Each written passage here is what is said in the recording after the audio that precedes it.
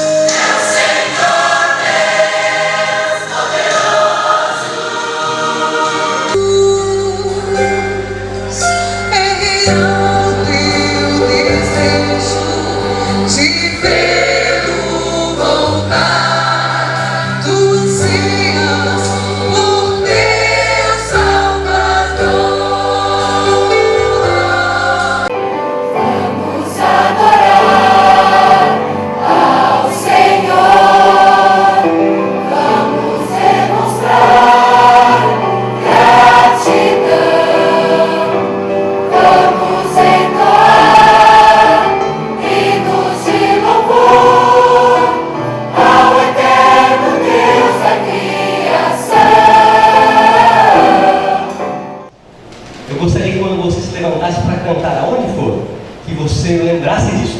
Eu estou celebrando a minha e a de muitas pessoas a nossa salvação. Porque se nós vamos cantar ali só por cantar, não vai ter poder. Mas as pessoas que estão nos observando, perceberem que no teu olho brilha e no teu coração bate forte a salvação, o coral vai ser uma grande